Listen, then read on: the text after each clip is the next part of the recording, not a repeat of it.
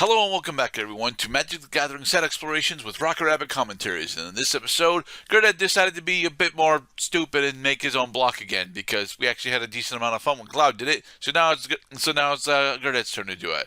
I combined three sets that were thematically not all that similar to each other, although they all have they all have decent.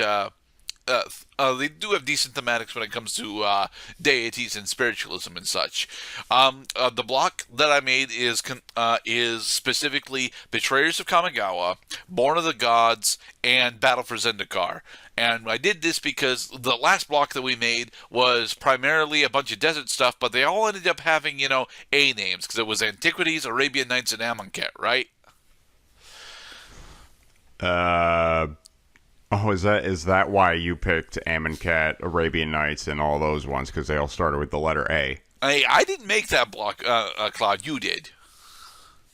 Yeah, that is. I assure you that it is entirely coincidental that those all just so happen to start with the letter A. Yeah, you wanted to make a block that was focused around the desert stuff, and it just so happened that all of them started with A. But I used that form of a coincidence to base my block around the letter B. So there, haha. Well, now it's a trend. I am going to be running what is more or less a Simic package with a splash of red. It actually has a bit more red than I wanted to admit that it has in it, but yeah. And what are you running, Mr. Cloud? A Zorius. Awesome. Is it Azorius Flyers? It does have a lot of flying in it. I kind after testing it a bit, I toned down the flying just a little bit, but there will be flyers. Oh yeah. Okay. So let us begin. Sure. Here we go. All right then. To roll dice. I got A, a 5. B, C, D, E, F, G. I rolled a higher number.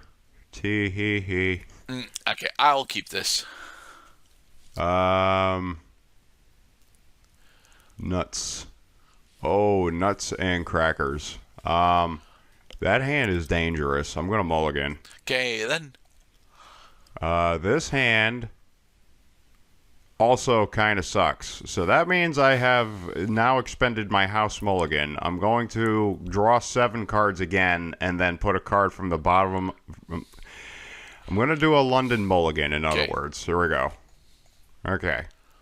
I will keep this hand, and as I had agreed, I am going to put one of these cards onto the bottom of my deck, and it's going to be this one. Okay, I have successfully completed the London mulligan process. Okay then.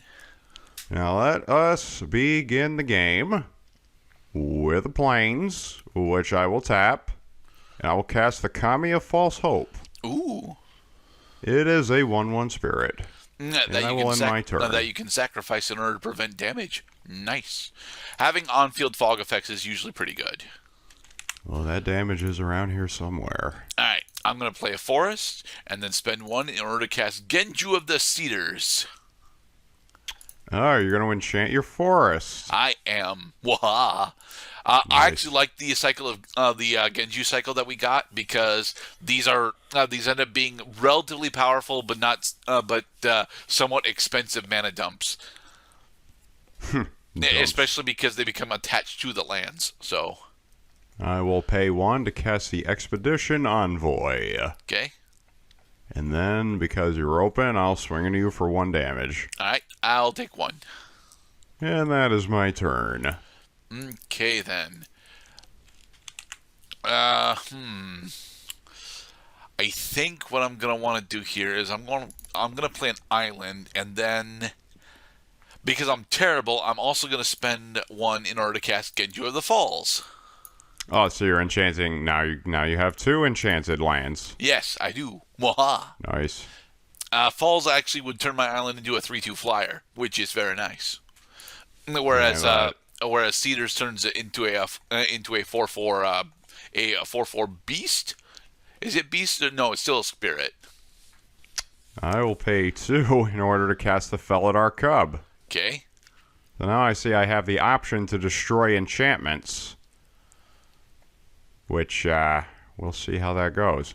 I am going to swing into you for 3. Okay, then I'll take 3. My weenies are beginning to take effect. Okay, then. I'm gonna put down a mountain, and then, yeah, I think I'm gonna end. Oh, okay. I see what you're trying to lure me into a trap. Because you can turn your lands into land creatures anytime you want, as long as you pay the cost. Interesting. I'm going to put a Skyline Cascade onto the battlefield tapped. Okay. When it enters the battlefield, I'm supposed to target a creature you control and I don't have a freeze it creature. for 1 turn. You don't have any creature. Not yet, you don't. So you can produce a 4/4 at this time.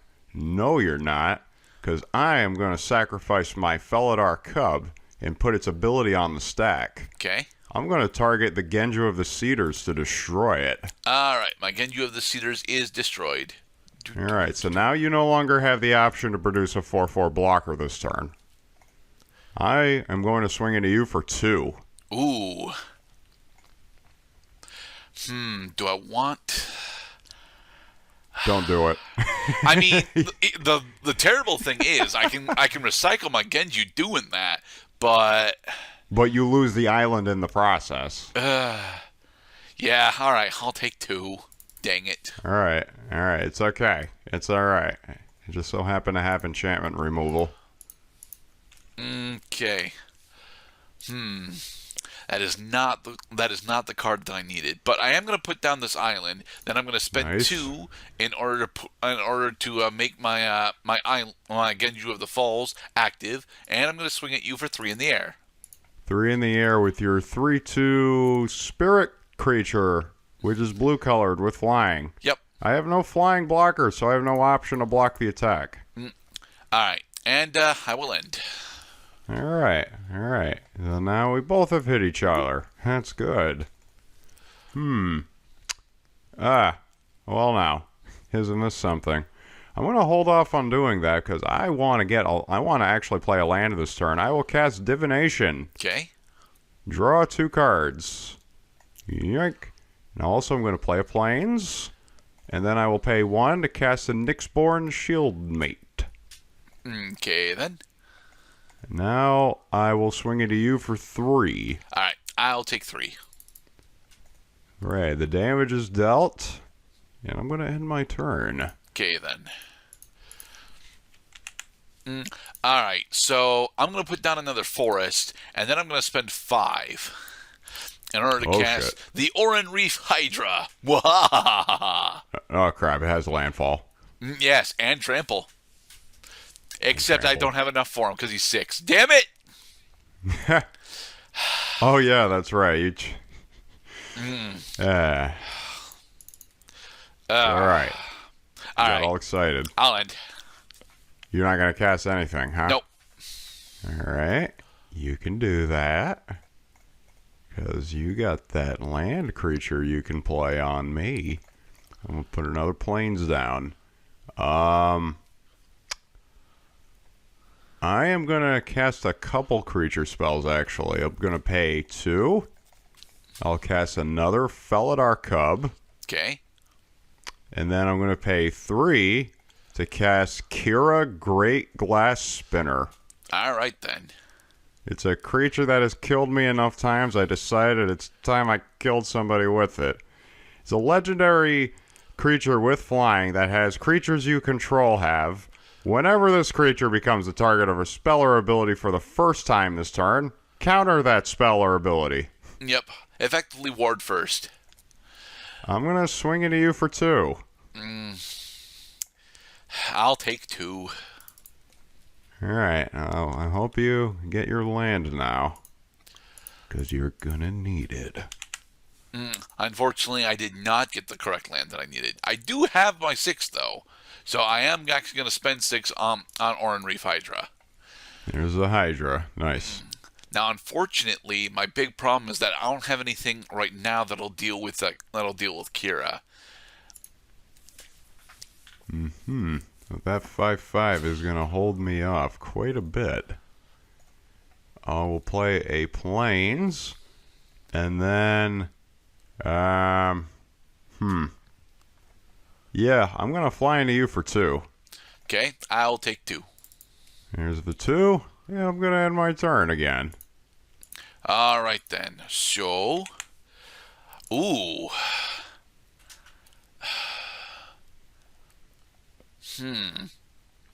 I unfortunately, that's not actually going to do the thing that I needed to do, which is sad. All right, so I'm gonna put down a land, and because of landfall, Oran Reef Hydra gains a 1/1 counter. Nice. 3. I'm at 7, right? Yeah, I'm at 7. Huh. I think I am actually just dead. Damn it. I end. Oh, you're not going to attack at all, huh? Okay. There's no real reason for me to attack. If I attack, I just die. So. Pretty much. I will pay 1 white mana to play the Pathway Arrows. Okay. I will pay 2, and I'm going to equip the Pathway Arrows on the Nyxborn Shieldmate. Okay. So now it has pay 2, tap it. This creature deals 1 damage to target creature, and if it's a colorless creature, then you tap it. Yep. The function of the Pathway Arrows, because it came from Battle for Zendikar, is you're supposed to save it for the Eldrazi, which normally appeared towards the end of the game, because they're Eldrazi and they're stupid expensive to play. I'm going to end my turn. Oh, you're not going to swing it with Kira? Nah. All right. Well, because then you could pop the falls. True. All right. So I'm going to put down another island, which gives Oran Reef another +1/+1 counter. And then, let's see, 4. I actually do have 8.